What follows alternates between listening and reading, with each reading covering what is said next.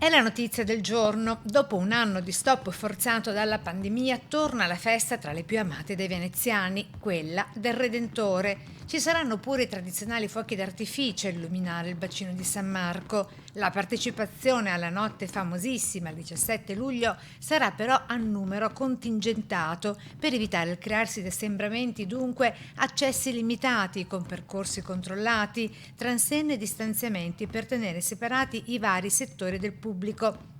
Riunioni fiume in prefettura in queste ore, da cui trapelano indiscrezioni logistiche. Per assistere dalle rive delle aree prospicienti il bacino bisognerà prenotarsi su un portale. Regole anche per le tavolate sulle rive.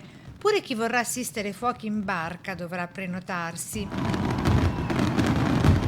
Le ipotesi di lavoro con la Capitaneria di Porto prevedono il mantenimento della ripartizione di aree per tipologie di imbarcazioni. In particolare il numero di persone partecipanti sarà legato alla grandezza del natante. La priorità nelle prenotazioni verrà data ai residenti, così come era stato studiato nel 2020, e una quota di posti sarà riservata agli esercenti e altre categorie.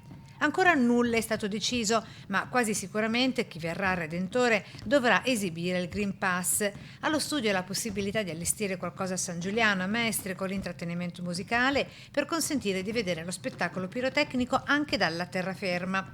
Così come si sta ipotizzando di mettere dei blocchi sul Ponte della Libertà quando gli accessi in auto superassero il tetto massimo previsto. Il sito del comune annuncia l'apertura del ponte votivo che collega le Zattere con la chiesa del Redentore alla Giudecca sempre sabato 17 luglio alle 19. Domenica 18 dal pomeriggio in programma anche le regate comunali e alla sera dalle 19 nella chiesa palladiana del Redentore la tradizionale messa presieduta dal patriarca Francesco Moraglia.